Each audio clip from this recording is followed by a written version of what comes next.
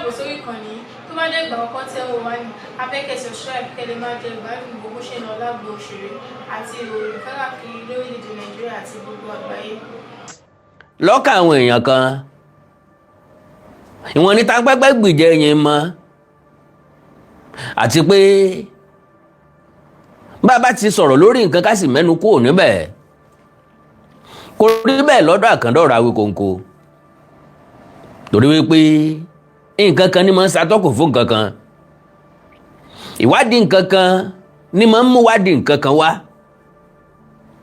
àṣírí nǹkan kan ní máa ń ṣàtọ́kùn fún àṣírí nǹkan míì bàbá ń wá nǹkan a lè pàdé tó wúlò fún wa tàbí tí yóò padà wúlò fún wa lójú ọ̀nà bíi tá a ti ń ṣèwádìí ọ̀rọ̀ lórí àwọn tí wọ́n dálẹ̀ lóríire níjọba ìbílẹ̀ Oríire olùkọ́ márùn-ún akẹ́kọ̀ọ́ mọ́kàndínlógójì tí wọ́n gbòmìnira tí wọ́n gbàdáǹdè táwọn iléeṣẹ́ ológun wá láwọn rescue náà ló gbé mi wá afẹ́fẹ́ ti fi àti rí fòrò adìẹ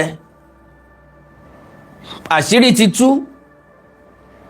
ṣùgbọ́n tó ń dùn mí tó ń bí mi nínú bẹ̀rẹ̀ wípé ṣèjọba sáwọn security agents ṣé wọ́n máa ń rò pé gbogbo wa ní Haúsá ni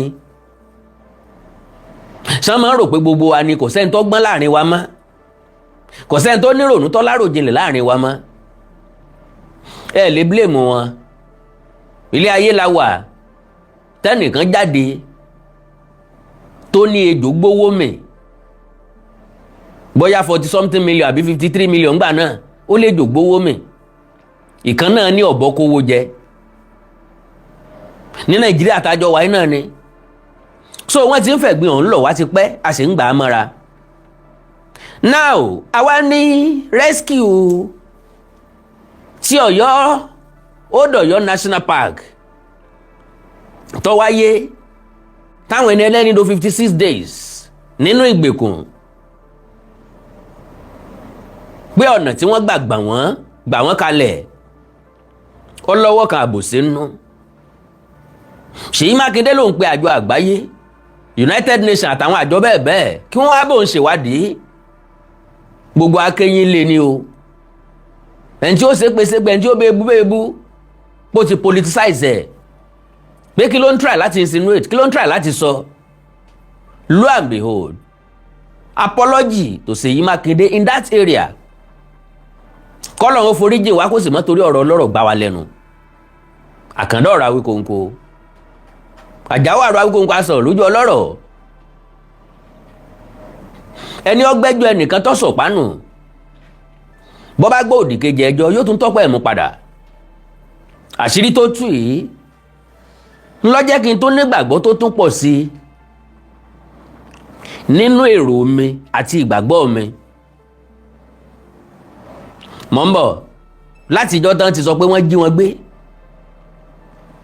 ni mo ti ń kọminú àwọn sọ́jà tí wọ́n láwọn ń tọpa wọn ẹlẹ́ẹ̀kọ́ dẹ dání ẹ̀kọ́ fìjìláńtẹ́ dání gómìnà Ṣèyí Mákindé jáde ó ní kò bá rọrùn láti ṣe ká nígbó ọ̀hún ò tóbi jù igbó ọ̀hún ńlọ́jáde síbí ńbo lẹ́gbà wọlé èèyàn mélòó lẹ́ẹ̀kọ́ wọgbó bó o lẹ́ṣe coordinate àwọn tí ń wọgbó so ó difficult láti ṣe now pé ló fa ìdíwọ́ táwọn security agent tí wọn ò fi ráàyè láti tètè rescue àwọn akẹ́kọ̀ọ́ pẹ̀lú àwọn olùkọ́ yìí ẹ jẹ́ kí lẹ́yìn ọjà wo olúfimọ́ lánàá tí mo ṣètò tán mo ṣètò lóru ńgbà tí wọ́n jí mo rí mẹ́sẹ̀jì àwọn èèyàn rẹpẹtẹ lórí fóònù mi kì í ṣe ẹ̀ṣẹ̀ rẹpẹtẹ àwọn èèyàn kọ̀ọ̀kan tàbí kí n pé èèyàn méjì péré ẹnìkan obìnrin ni ọmọ Ìbàdàn ni majority àwọn èèyàn máa ń sọ̀rọ̀ with sentiment and emotion èmi Àkàndọ̀rọ̀ Awíkonko kì í ṣètò with sentiment and emotion èmi máa ń sọ ìhà tí nǹkan kọ sí mi bí ọpọlọ mi ṣe gbé mọ́ bí mo ṣe rí sí bí mo ṣe rò pọ́ yẹ kó jẹ́ calculation mi initiative mi ìwọ̀nba ọgbọ́n àtọpọlọ tọ́lọ́run fún mi torí bí abámọ̀lúdé làákìlú mọ́.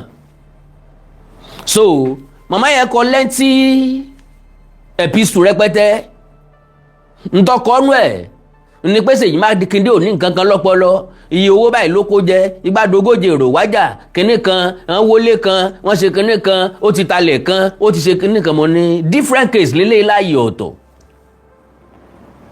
ní Ṣèyí Mákindé bá sowó òlu yín mọ́kúmọ́kú wàhálà ilé ayé ìtànnù ẹgbẹ́ lọ bí ó bá yẹ kẹ́ ẹgbẹ́ lọ ẹ bá fa ń tọ́ bá yẹ kẹ́ ẹ bá fà. ṣùgbọ́n lórí ọ̀rọ̀ torí ire tá à ń sọ yìí Ṣèyí Mákindé ní point. mi wá nítorí pé mo fẹ́ ńgbà tí Ṣèyí Mákindé ò gba nǹkan kan lọ́wọ́ mi ìsọmọ ìpínlẹ̀ Ọ̀yọ́ ń rajà lọ́wọ́ rẹ̀ ẹbí mi ò rajà lọ́wọ́ rẹ̀ kò rajà lọ́wọ́ wa ó wà exchange owó rí. ńgbà woman yìí ó bọ̀rọ̀ jẹ́ ọ wá ní ẹ má gbowó lọ́wọ́ Ṣèyí Mákindé o. so gbogbo àwọn nǹkan yẹn wà so irritating. gbogbo àwọn nǹkan yẹn ṣe kí ni ó wà irritating. mo ò gbé irú nonsense wo leléyìí sọ yìí right away mo block mọ̀mọ́ yẹn dànù. irọ́ ìpa ó ní I think your perception over the rescue of kidnapped victims has to change, trust me. Nigeria is a sovereign nation. Governor Ṣèyí Mákindé doesn't have his families and children. None of them are living in Oyo State. Bí ó bá wùyàn ní family ẹ̀ lè gbé náà. Eléyìí ìṣe tọ̀dọ̀ tí kìí ṣe ń tó kan èmi. Níbi tó bá ṣe kíni? Níbi tó bá wùyàn ni mọ̀lẹ́bí onítọ̀ lè gbé. Bí ó bá wù Ṣèyí Mákindé ló lè fẹ́ bí ẹ̀ sí. So in Oyo State he governs looking like a shit hole. Just take a look at the primary school, nursery school. I'm sure his dogs or chicken he will not put them inside. Talk less our children. Ẹ lọ wo gbogbo school káàkiri state, primary and secondary school tó jẹ́ ti government káàkiri state kò sí èlé tó dá ń bẹ̀. Tẹ́ bá ń sọ tìpínlẹ̀ Ọ̀yọ́ yàtọ̀ sí Lagos state nìkan. Tẹ́ bá ń sọ tìpínlẹ̀ Ọ̀yọ́ ẹ lọ ìpínlẹ̀ Ògùn kẹ́ lọ fojú lóúnjẹ, ẹ wá ìpínlẹ̀ Ọ̀ṣun kẹ́ wá fojú lóúnjẹ. Àwọn iléèwé táwa ti ka primary school gbogbo àwọn classes yìí ò sí ń bẹ̀ mọ́. Àwọn iléèwé tá ti ka secondary school gbogbo àwọn classes yìí ò sí ń bẹ̀ mọ́. Ọ̀pọ̀lọpọ̀ iléèwé ló ti dájere, ọ̀pọ̀lọpọ̀ iléèwé ló ti wó dànù, ọ̀pọ̀lọpọ̀ yàrá ìkàwé ló ti wó dànù. So tí Ṣèyí Mákindé ò bá ṣe nǹkan kan ń bẹ̀rùn ọlọ́nà tẹ́ fi gbà tẹ́ fi bá ṣẹjọ́ lé lórí.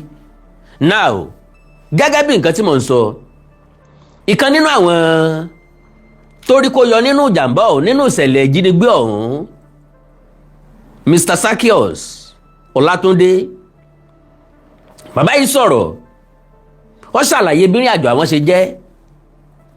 Torí pé ẹnìkan náà bá mi sọ̀rọ̀ láàárọ̀ yìí, ó pè mí mo miss kọ́ọ̀lẹ̀, òun náà jẹ́ sọ̀rọ̀sọ̀rọ̀. Ó wá ní èmi o òun rí ètò kan tí mo ṣe few hours ago tí mo pè lóko báyìí tí mo pè lóko báyìí tí mo pè lóko báyìí ń pé ó wá yà òun lẹ́nu pé mo sọ pé àwọn security agents wọ́n fẹ́ gba ògo iṣẹ́ tí wọn ò ṣe. So pọ́ yà ń lẹ́nu mọ́ wá ní ọ yà ọ́ lẹ́nu àṣà o. Àyè ibi tá a bá mọ̀lúdé láàkì ló mọ́, ẹ̀dá kan ò ní ga kọjá èrò kálukú wọ̀ bára mu. Bọ́lọ́wọ́ bá ṣe kẹwa kò bára mu, bá a ṣe rí nǹkan ọ̀tọ̀ọ̀tọ̀. Mo ní we see things differently. Kó sì má gbàgbé pé analyst lèmi, nbi tí n bá rí ni mo máa sọ, n tí n bá rí ni mo máa sọ, bó bá ṣe rí lójú mi ni mo ṣe máa sọ. So ló nítorí tilẹ̀ ń tọ́lọ́run ó sì panu ẹ̀ mọ́ àsìkò ti fóònù ọ̀rọ̀ sì lọ. Now kóńtọ̀ náà wá tẹ́sí ẹ̀bẹ̀lẹ̀ jẹ́ kó wá fi gbéyàwó ọ̀rọ̀. Àwọn òṣìṣẹ́ nítorí àtẹnujẹ àbí torí ń tà jẹ nìkan, à ń ṣiṣẹ́ nítorí ọ̀la nítorí legacy, torí pọ́lọ̀ ọba ní gbé ní ga. Ṣùgbọ́n kí láá ṣe é lẹ̀ táwọn èèyàn ó tún láǹfààní àti tún wá padà wò lọ́jọ́ ọ̀la ńlá ń gbìyànjú ẹ̀. Ìyẹn ló jẹ́ pé bá a bá ṣe rí nǹkan tiwa náà láá ṣe sọ. Now Mr. Sakios Ọlátúndé bàbá ìkẹnu bàlàyé wọ́n dì wọ́n lójú fún 56 days àwọn tó jọkùnrin wọn ò mọ̀ bóyá yé làwọn wà bóyá ọ̀run ni wọn ò mọ̀ bóyá pínlẹ̀ Ọ̀yọ́ làwọn wà bóyá pínlẹ̀ ibòmíì ni bóyá orílẹ̀-èdè míì tiẹ̀ ni wọn ò mọ̀ bóò ni wọ́n ṣe rìn ó ní láàárọ̀ ọjọ́ tí wọ́n wá Ògbómọ̀ṣọ́ lòun ń gbé ṣùgbọ́n òun á máa sùn lábúlé yẹn tó ń bá ní nǹkan tó ń fẹ́ ṣe àwọn ní test ọlọ́jọ́ méjì Thursday and Friday òun wá wò wípé láti kó l'Ógbómọ̀ṣọ́ máa lọ sí bẹ́ẹ̀sì òun láàárọ̀ ọjọ́ test gangan lójú ọ̀nà tí ò ṣe trust pẹ̀lú ọkọ̀ tí ò ṣe trust táyà lè jò ẹ́ńjìn lè ní 40 nǹkan kan lè ṣẹlẹ̀ kó wọn má dára òun lọ́wọ́ kó wọn dúró síbẹ̀ náà kó wọn sùn ń bẹ̀ kí ṣé ó lè bá yá àwọn tí ń ṣe test lọ́wọ́ òun kàn gbọ́ tí gbogbo iléèwé dàrú ni táwọn máa ń pariwo bandit ń wá wò pé kí ni ṣẹlẹ̀ àwọn akẹ́kọ̀ọ́ ti bójú wíńdò bọ́ta olùkọ́ kejì táwọn jọ ń coordinate test invigilate test òun náà ti bójú wíńdò sálọ òun náà bójú wíńdò ṣùgbọ́n arthritis mò ń lẹ́sẹ̀ kan bíbalẹ̀ tó wọ́n balẹ̀ lẹ́yìn kíláàsì orí ẹsẹ̀ yẹn ló ń balẹ̀ lé lórí ohun ò lórí ọ̀fẹ́ àti gbéra mọ́ ó lè rìn mọ́ àwọn akẹ́kọ̀ọ́ tí wọ́n tẹ̀lé wọn dúró tó wọn á ní kán máa lọ́n tí wọn kán máa dúró de òun àwọn eléyìí ń lọ òun wá sápamọ́ sínú igbó aṣọ green ló ń wọ̀ aṣọ iléèwé àwọn white àti brown ni funfun lòún dámọ̀ lábẹ́ igbó ṣùgbọ́n green òun lẹ̀ bẹ́bẹ́ sáàrin Akíntọ́lá ń bẹ̀ pẹ̀lú gbótó tíìk tòdí ẹsẹ̀ pé agbésùmọ̀mí kan tó rí òun kò mọ̀ pé èèyàn ni ó dẹ̀ tẹ òun lẹ́sẹ̀ mọ́lẹ̀ kọjá ṣùgbọ́n tòsíbi tó ń wà akẹ́kọ̀ọ́ kan ń bọ̀ tó ń jóbìnrin ó rí òun kò wá lọ mọ́ òun sọ pé kó máa sá lọ kò lọ ó dúró sí tòsí ọ̀kan wájú òun akẹ́kọ̀ọ́ òun ni wọ́n mú lakẹ́kọ̀ọ́ wá wọ̀dọ̀ òun ló wá rẹ́rìn wíwò tó wọ̀dọ̀ tó rẹ́rìn ní làwọn yẹn fi mọ̀ pé èèyàn bẹ́ẹ̀ mi náà fi bẹ̀rẹ̀ sábẹ́ gbóná fi róhun ó ní bọ̀bọ́ yẹn kọ́kọ́ sí àwọn ojú ẹ̀ ń gbé ṣé èèyàn lélẹ̀ àbí kíni ìgbà tó rí pé èèyàn ló wá ní kó wọ́n jáde bọ́n ṣe mú àwọn nìyẹn àti gbọ́ gbogbo ìrìn àjò bí wọ́n ṣe rìn dénú igbó bọ́n ṣe fi mọ́tò principal gbé wọn débi tán ti fọ̀kadà gbé wọn kí má bàa lo àmì fàágùn because ẹ máa gbọ́rọ̀ lẹ́nu máa yẹn gangan fúnra lára ẹ̀ ó máa explain kémi àkàndọ̀ ọ̀rọ̀ ayọ́kọ̀ọ́kọ́ tó máa tẹnu mọ́ nǹkan lemọ́lemọ́ tàbí kí n tó sọ wípé n ò gba nǹkan gbọ́ òun láti jẹ́ pé mo kẹ́fi tàbí mo rí Ọlọ́run kẹ́mi bẹ́ẹ̀ mo ní ẹ rescue àwọn èèyàn àwọn security agent láwọn neutralize àwọn kan àwọn arrest àwọn kan kí ló dé tá a rí picture àwọn tẹ arrest they are not suspect again ẹni tá a bá pa lọ́wọ́ ẹ̀ ló fapá já that is ọwọ́ wọn lẹ ti bá àwọn èèyàn ókè o ẹ wá gbà wọ́n jáde ọ̀daràn làwọn tẹ́ tó mú wọn ìsàfurasí ókè ó yẹ ká rí picture wọn kódà kan jáfurasí ọ̀daràn ṣe bẹ́ẹ̀ ń pàrédè àwọn ọmọ yahoo ẹ̀ ń pàrédè àwọn tó jalè ẹ̀ ń pàrédè àwọn tó górí àwọn tó lọ wú òkú oríṣiríṣi lẹ́ ń pàrédè kí ló dé tẹ̀lé pàrédè àwọn àjọmọ̀gbé so and again àwọn tẹ́lẹ̀ neutralize fídíò wẹ̀dà lo and behold mo fi Ọlọ́run búra àwọn security agents yìí wọn ò débi táwọn agbésùnmọ̀mí yìí wà Ṣèyí Mákindé ní kí wọ́n ṣèwádìí lo and behold lóòótọ́ ni I can say that categorically wípé a need láti wádìí rescue mission yìí síwájú sí i ntí iléeṣẹ́ ológun sọ fún wa nípa àwọn dáná ìbọn fúnra wọn káwọn tó neutralize àwọn kan ìrìn àjò táwọn tí wọ́n jí gbé yìí tí wọ́n rìn débi tí àwọn tó gbé wọn tán wà ó jù ní àjò wákàtí 4 lọ kò yà yín lẹ́nu àwọn security agents wọn ò débi tí àwọn onísùnmọ̀mí àwọn ajínigbé tí wọ́n wà rárá wọn ò ní abẹ rárá ṣé kò yà yín lẹ́nu irú orílẹ̀-èdè tá wà ta ló ṣẹ̀dá country yìí ta ló fi rọ́pìlẹ̀ ilé ayé wa? Ta ló ní ká máa tanra wa ká sì máa gbára wa gbọ́? Oríṣiríṣi àwọn èèyàn ń sọ̀rọ̀ Mr. Wikonko eléyìí tó mátà ń bẹ̀ nípa rí àwọn ọmọ yẹn gbà wálé padà láyọ̀ àtàláfíà. Yes, a ní interest láti mọ̀nà tá a gbà rí wọn gbà padà. Ó yẹ ká mọ̀. So kí n má gbà kókò, n fẹ́ kọ́rọ̀ tó kù ó jáde lẹ́nu mi. Mo fẹ́ kó jáde lẹ́nu Mr. Sakios fúnra lára ẹ̀ kó ṣàlàyé bí Súṣe kú. Ọjọ́ tí wọ́n rìlíìsì ẹ̀ tán rìlíìsì wọn, ó láwọn báńdì yẹn wọ́n láwọn ò kì í ṣe báńdì, àwọn ò kì í ṣe boko, iswap làwọn. Wọ́n ní kọ̀mándà nínú igbó, wọ́n ní overall commander aláṣẹ. Now ọjọ́ tí wọ́n fi àwọn lẹ̀ yìí, wọ́n kàn déédéé dé láàárọ̀ wọ́n dẹ̀ ń bá wọn ṣàwàdà. Wọ́n dẹ̀ sọ pé ó dáa o, tẹ́lẹ̀tẹ́lẹ̀ gba táwọn débẹ̀ wọn ò jẹ́ káwọn gbàdúrà. Ńgbà tí kò wá sí ọ̀nà àbáyọ pẹ̀lú ọ̀rọ̀ àwọn àti gọ́ọ̀mẹ̀ntì, wọ́n wá lókè káwọn mọ gbàdúrà, ṣùgbọ́n káwọn mọ gbàdúrà lórúkọ Jésù, káwọn ó sì mọ jẹ́ káwọn gbọ́ pé àwọn ń gbàdúrà. Ńgbọ́ wá tún di àárọ̀ ńjọ́ tó ń fẹ́ fi wọ́n lẹ̀, wọ́n ní àdúrà yín ti gbà torí pé láàárọ̀ ilẹ̀ ń lọ. Can you imagine that? Kì í ṣe pé security agents ló débẹ̀ tó bá wọn jà tó gbà wọ́n wálé. Àwọn rìn lọ síbi tí àwọn páàkì sí tí mọ́tò wọn lè dé. Ọdún 8 tí wọ́n bá ń wá nugbó yẹn, wọn ò lè ríbi tán kó àwọn èèyàn yẹn sí. Tactics tó lọ ń fáwọn DSS láti arrest, láti mọ àwọn family àwọn yẹn, láti arrest àwọn family wọn, fi fídíò hàn wọ́n, ló rescue àwọn Orire school children o àtàwọn teacher wọn. Ẹ gbọ́ mi dáadáa, àdéhùn dẹ̀ ti wà láàrin àwọn security agents yẹn àtàwọn ajínigbé yẹn. Tá a bá ti fa àwọn students yìí lẹ̀, ẹ fa àwọn family wa lẹ̀, bó dẹ̀ ṣe rí nìyẹn. Kí ló dé tí gọ́ọ̀mẹ̀ntì ò rìkọ́ọ̀dù family àwọn ajínigbé yìí tí wọn ò rìkọ́ọ̀dù wọn fún wa? Kí ló dé tán prosecute wọn? Kí ló dé tán fa àwọn family wọn arrest wọn pé kán máa bọ̀ nílé? So now ẹ jẹ́ ṣàlàyé fúnra wa.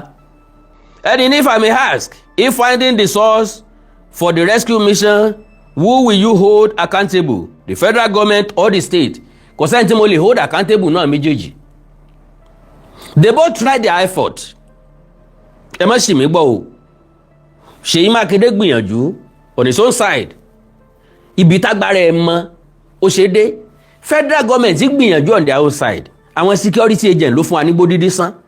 Àwọn tó wọnú gbó lọ tó lè wá jábọ̀ fún federal government, jábọ̀ fún state government, àwọn ló parọ́ fún àgbà tán dé. Kò sí nǹkan tó ní kẹ́ mọ́ sòótọ́. Àwọn èèyàn yìí rìn wá bá wa ní o.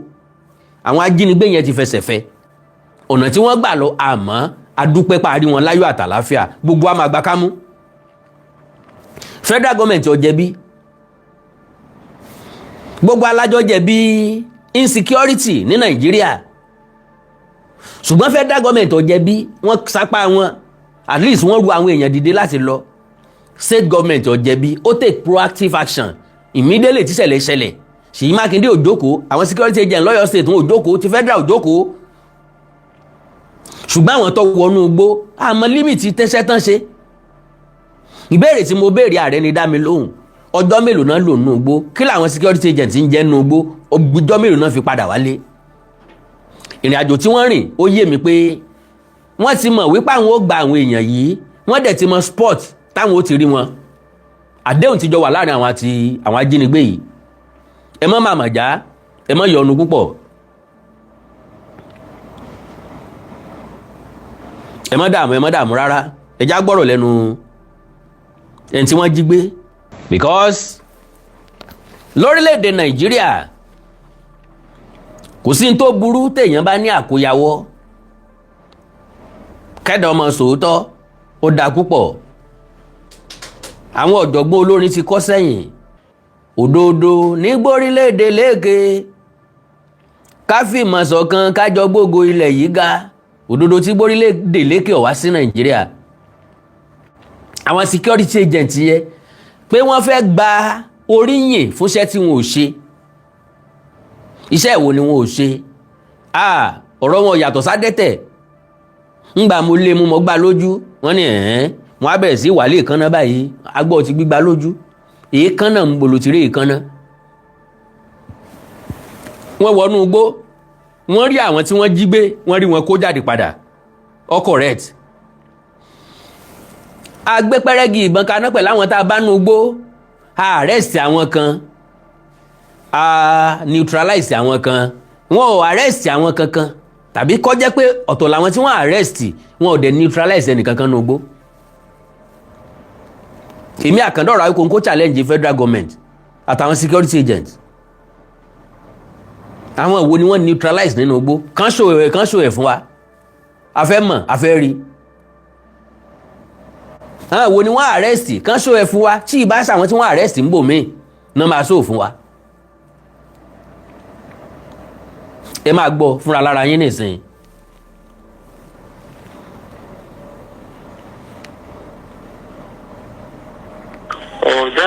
On that particular day, because I stayed over in that community, I slept over there. So I did come from Ogbomoso, but I stayed over there on that particular day. So when I got to school, when the students were coming, so when they came, I was the only staff in school, and we are having tests. We are conducting tests for that Thursday and Friday. So I took the GSS 1 to 3 to the school hall to go and conduct tests for them, because I know the difficulties you do encounter when coming to school. At times you have flat tires, mechanical faults, technical faults, and the rest. So I've been preparing the GSS 1 to 3 ahead. I divided them into the hall. I was the only one invigilating the test, hoping that other staff are on their way coming. So when the others came, they come and meet me where I was conducting the test. So one was my junior colleague, one were of the same level. So I gave them part of SS1 and 2, the test for SS1 and 2, the questions that we are getting. So I told them that they should take it. They should divide it by themselves, which class they will go to. So I went back inside the hall. So where something around maybe to 9 when our principal arrived. When she arrived, so there's another younger staff. So that one came to greet me. So I told him to go and monitor GSS 2. So I was monitoring GSS 1 and 3. We were inside the hall. So I and that junior colleague, we were at the back. We were not at the front of the school. So we don't know much that happened. So we were in the hall with the students. The other staffs were in front because the hall was at the back. So we can't see what was happening in the field and other places. So what we just had, we just heard the moment of a bike. Immediately we had a shot of gun. They were shooting sporadically. So our students, the voice we were hearing from our students, they were saying, bandit. And prior to that time, I had arthritis on my left leg. Okay. So I was unable to walk. I was just like, my movement was not that okay. I was just managing myself. So the Bible says, there's nothing I could do. I didn't know it is my own work. I will not go to school that week. But I need to manage to go. Okay. Because it's government work. Okay. So the next thing I think I can do, I saw students, they were jumping to the school, the hall window. They were escaping through the hall window. Okay. Including the junior staff I said I was with me with GSS2. He jumped through the window and they were running inside the bush. The thing I could also do was to jump through the window. So when I jumped through the window, when I wanted to land, I landed with the left leg. I had arthritis. Oh my God. So immediately I knew there is problem today. So I was unable to walk. All other students that flew through the hills that with me. So we were moving together. I was still managing to move. So I was drawing them. They were moving with me. They were saying that I was telling them, let's go. We were going together. So until we get to the spot, I was unable to move again. So I told them, please, you go. Don't worry about me. I said, don't worry about me. Just go. Just go. I will be be okay. They cannot capture me because I was sure they will not capture me. So all those students, they were saying, they were running away. So I told them to go. They should please, they should leave. So because the clothes I wore was grey. The color was the same in the grass where I was. So I lied down inside the grass. The grass was 30 dollars I think. So I hid under that grass. So I used one of the thick leaves to cover my leg so that they will not see my leg. And immediately I saw another student coming towards me. So that one saw me. She said, "Oga, I said you to go. Don't stay with me because our uniform was white and brown. I know they will see the appearance of that clothes, that white clothes, if they bend down." I told that girl to move. The girl did not move. The girl now went to stay in my front. So when their commander was coming, he didn't know that I was human being. So he passed by me, he did not know. So he saw the white uniform. Hello? Yeah, of the student. Yes, of the student. So he wanted to go and take that student. So when he got to the student, he unpicked the student. So when he unpicked the student smiled. I don't know what happened to the student. When the student smiled, the student looked at the position I was. So their commander also looked at me. So he looked at the position that girl was looking at. He saw me. So when he saw me, he opened his mask. He was thinking like, is this human being or what? You know, I said he has passed by me and he didn't know that I am a human being. So he opened his mask. So when he opened his mask, like me, is this human being? So he told me, stand up. That was how I was captured. Oh. So that was what made it difficult because when I got home, my wife was telling me that everybody was saying, they trust me, they cannot capture me. If it turns to running, nobody can meet me. So the students were saying they know I am alive, that nobody captured me. You know, they were sure that I hid somewhere. So that was why it was difficult for everybody to believe I was part of those that were taken, that was abducted. All right, so how is your leg, Namin? How is your health, your body? How is your leg? Actually, when we were going there, it was miraculous. The leg that I have spent up to 5,000, I have tried many hospitals, that I have bought many medicines and used. When I got there, when I complained to them, they just gave me one drug. When I took the drug, the arthritis went. Actually, I've been working there. This is the 6th year I've been working in that school. So when I did employment, that's where I was posted to, until now I am still in that school. So we have been hearing some scenario of bandit attack, but this is the first one that is attending to coming to school to abduct school staff and students as well as pupils.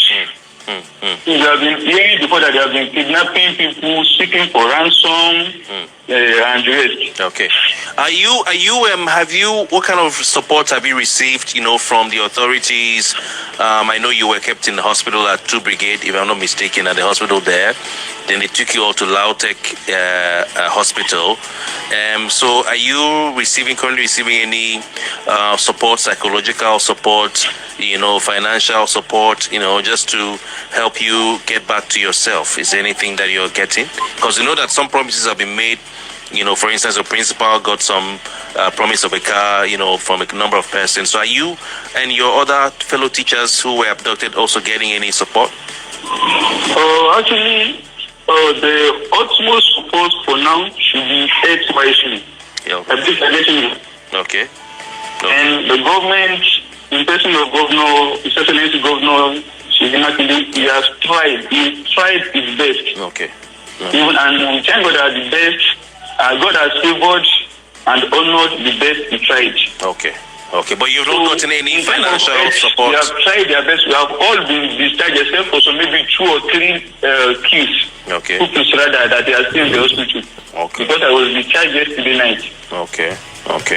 So, but in terms of financial support, actually we don't know what the government is doing. He is going to do for us. But he said he will support the family. But he knows what he's going to do.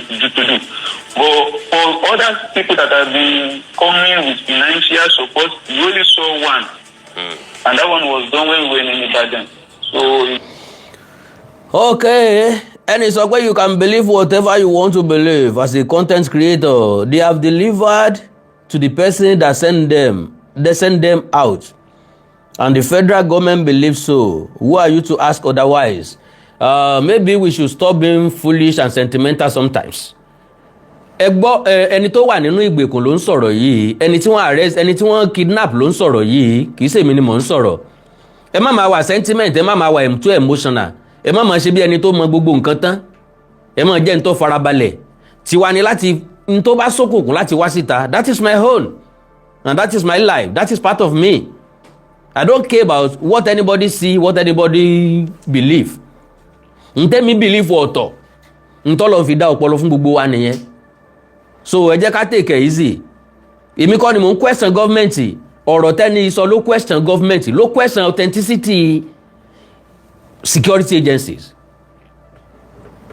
Ẹ jẹ́ ká lo sense ìwé ẹja farabalẹ̀, ẹ̀kọ́ ni gbogbo à ń kọ́ nílé ayé.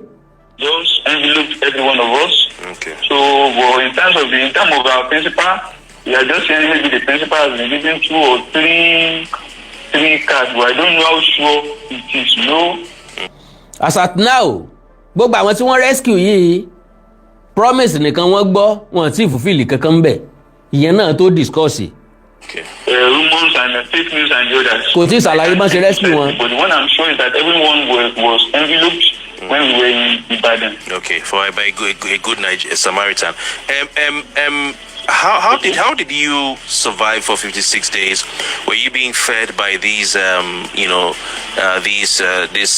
terrorists? Because I tell you what, the whole country was. For all 56 days, wọ́n fẹ́ nu kata. Rice àtepo nìkan ni wọ́n ń jẹ. Wà kí á fún mẹ́yàn o.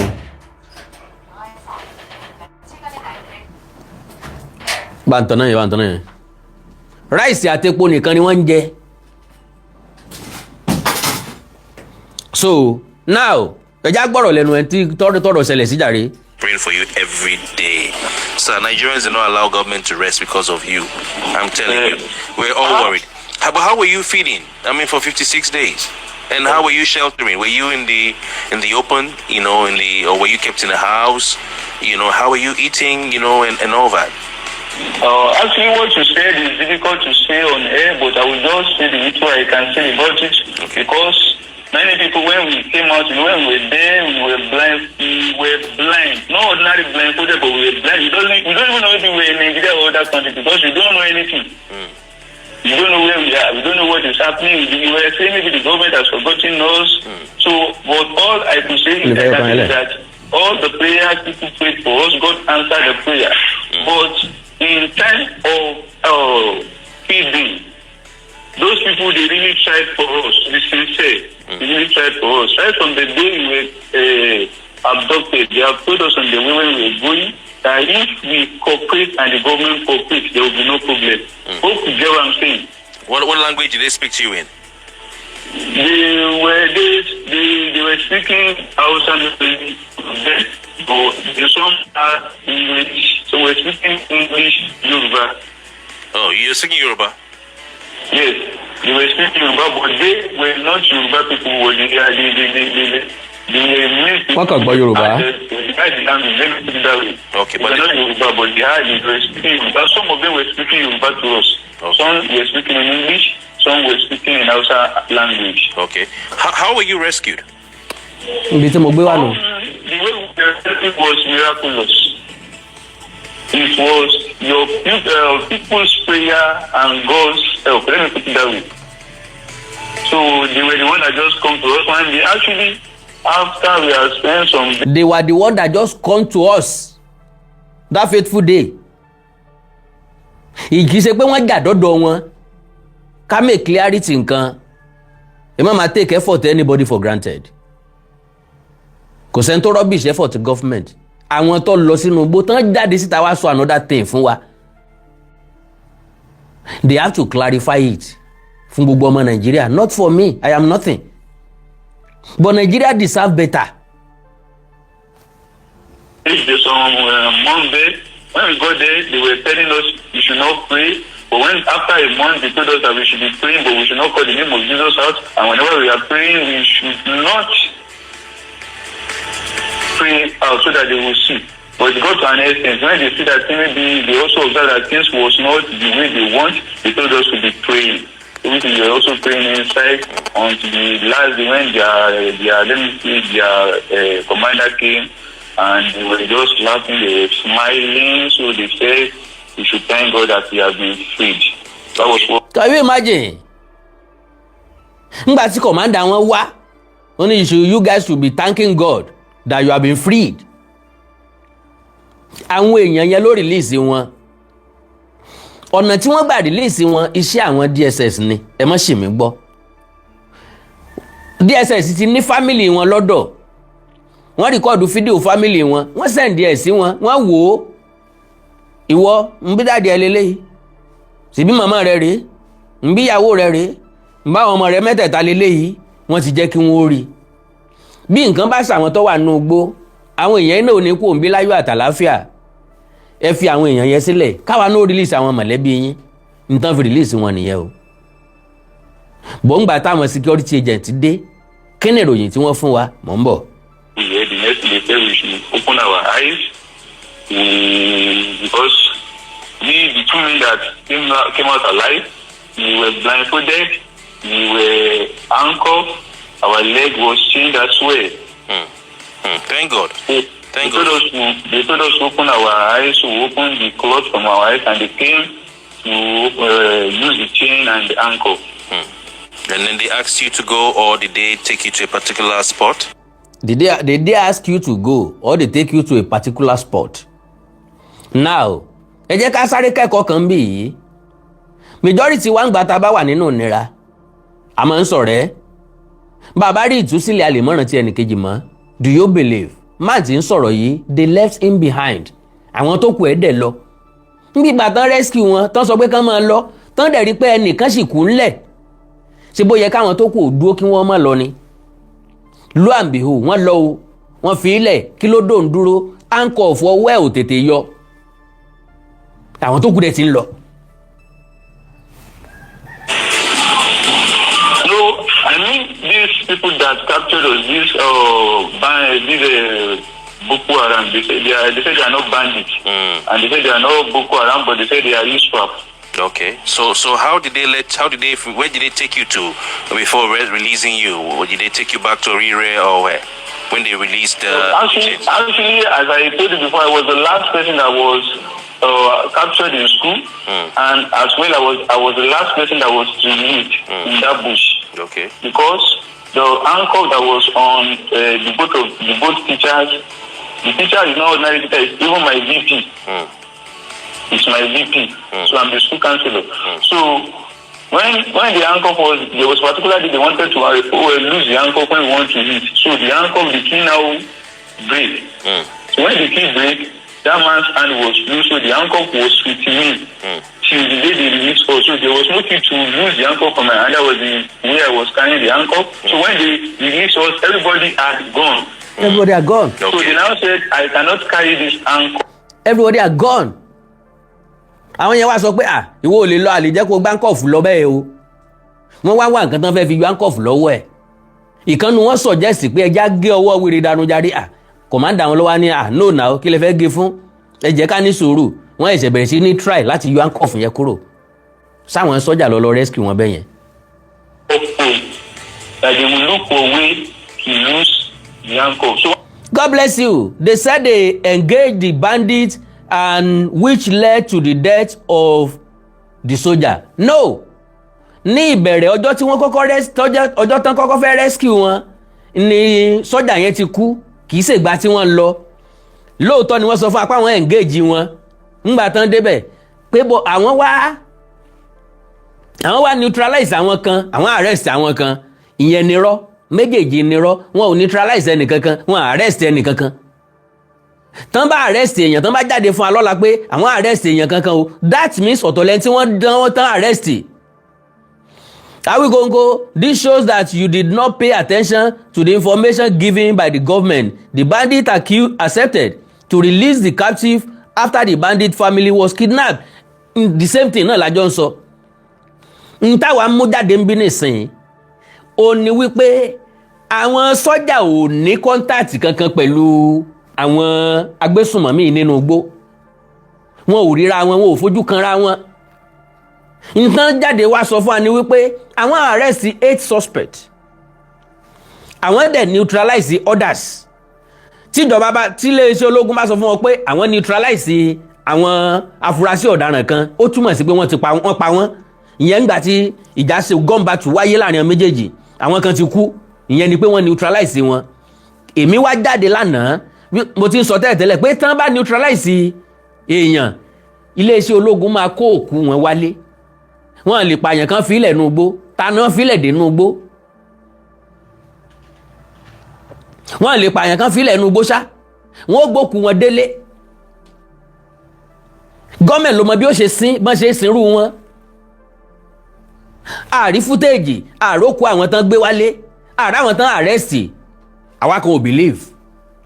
ńgbà Ṣèyí Mákindé wá ní wọ́n láti investigate majority wá kéyìn bò ó.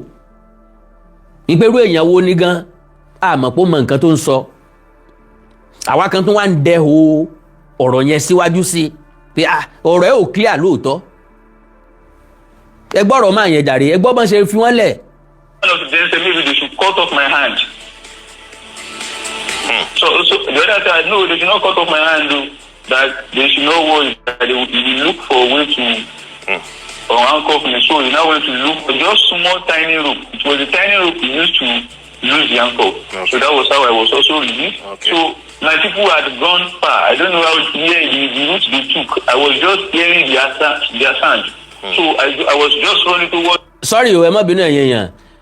Ẹni sọ wípé the soldier later ran after the bandits and they freed the captive and attacked them. No, láíláí ẹ má màmọ̀já distance táwọn ajínigbé yẹn wà sáwọn sọ́jà ó lé ní 5 hours journey. màá proof ẹ̀ fún nínú tó wà lọ́wọ́ mi ó lé ní 5 good hours journey or more than 4 hours journey. wọn ò mọ ibi tán lè trace wọn sí mọ́ because fúnra àwọn tán release yìí ni wọ́n lọ rìn báwọn sọ́jà ń bi tí ìdọ́dọ̀ àwọn sọ́jà. mọ́tò DSS ló fi bọ́ọ̀sì méjì ránṣẹ́ síwájú.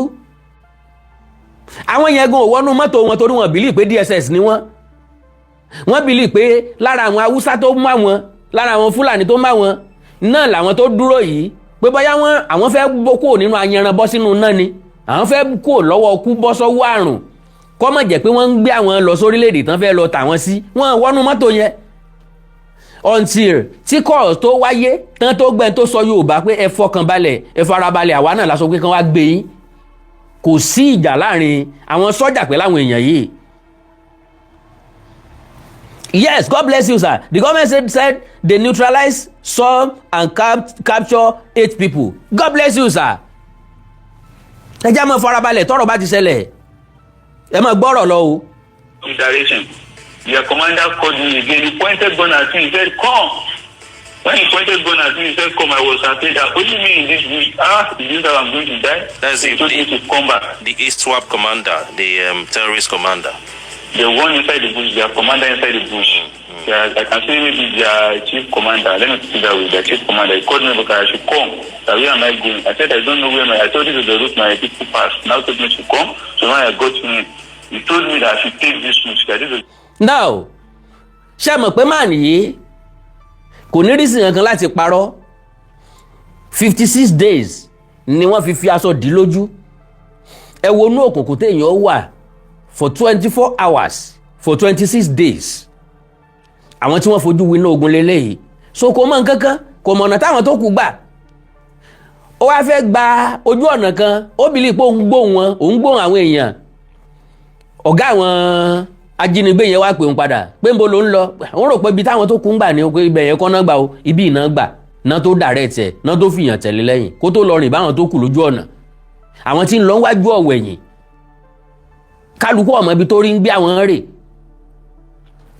wọ́n rìn more than 40 minutes to 1 hour kí wọ́n tó débi tí ọ̀kadà ti ń dúró dè wọ́n láti gbé wọn láàrin inú igbó ọ̀kadà rìn more than 1 hour kó tó já wọn síbì kan wípé kí wọ́n mọ fẹsẹ̀ wọn rìn lọ ìgbà tán bá máa rìn 1 hour wọ́n á débi tí àwọn tí ó gbé wọn tó ti ń dúró dè wọ́n àwọn rìn close to 2 hours again ńgbà tọ́kadà sọ pé ibi tó ń lè táwọn ọ̀kadà sọ pé ibi táwọn lè dé ní tiwọn lélẹ̀ àwọn ò lọ mọ́ kí wọ́n tó ẹ̀sẹ̀ débi táwọn DSS park mọ́tò sí ẹjá mọ́ farabalẹ̀ ẹni tó wà ń bi ìṣẹ̀lẹ̀ lélẹ̀ yìí kì í ṣe ọ̀rọ̀ wọn ni wọ́n pé kì í ṣe ọ̀rọ̀ àgbọ́sọ látọ̀nu ẹnìkan. The route they took, so I was now run to the direction he told me they took, so he followed me. So as I was running, I was looking at the back so that he won't shoot me. So we trekked from that place, like, let me say, like 40 to 1 hour to where they provided motorcycle and main bike Okada that took us. We trek for 40 to 1 hour, 40 minutes to 1 hour. Káwọn tó débi tọ́kadà sí ń dúró dè wọ́n. From that bush to near to the nearest village. Okay, so they when it was for like, let me say, 1 hour 30 minutes to that village, we now stopped. They said they can't go further again. Ẹ ti gbọ́dọ̀ báyìí ìrìn tí ọ̀kadà bá rìn fún 1 hour 30 minutes àwọn tí kọ́kọ́ fẹsẹ̀ rìn 1 hour ọ̀kadà tó wá rìn another 1 hour 30 minutes ìrìn tó ọ̀kadà bá fi 1 hour 30 minutes rìn ẹni tó bá fẹsẹ̀ rìn how many hours ni ó fi rìn? That is number one. Also, they stopped and they told us to move with our leg. So we moved for 1 hour 30 minutes with our leg both. Wọ́n tún fẹsẹ̀ wọn rìn fún 1 hour 30 minutes mi lẹ́yìn tó ọ̀kadà drop wọn. The principal, the VP, the staff, the student, and the purpose. So we checked for 1 hour 30 minutes before we get to where those things are interesting. Government sent to come and rescue us with. Okay. So you now move to where the people, the army people were waiting for you. Waiting for them. What village was it? Before we got to that village, we got to, I think. How did you cope in terms of hygiene? In terms of going to the toilet, having your bath, keeping yourself neat in such a very, very unsafe environment in the open with all the rain falling and all that. How did you cope with your personal hygiene? Actually, we are welcome back once again, as I said. So, in terms of hygiene, as I said earlier, they really tried in terms of feeding. Okay, with me. All right, thank God. Usually when we go there, we pray twice in a day, in the morning and in the evening. Okay. But the food they were giving us was pure, just rice, little beans, with salt maggi, and oil. Okay. Throughout our stay in that place for that facility, they did not taste anything called pepper. Okay. No pepper? No pepper. Where will we see pepper? So we were eating only rice, little beans, onions, and maggi and salt. So when we were finished, we were eating only rice, maggi and salt. So we ate that for 7 weeks. But as I said, they really tried in terms of feeding. You were talking about how, the commander came and, said, they should let you guys go. You almost lost your way. You almost lost your way. But you ended up finding your way to meet. Were you able to meet up with your colleagues and the children? Yes. He followed me. Since he knows the route, so he followed me. So he was telling me to move. So I was running faster until I met them. Okay. And how did you guys make it to the village where you now met up with the, how did you leave? Were you on a motorcycle?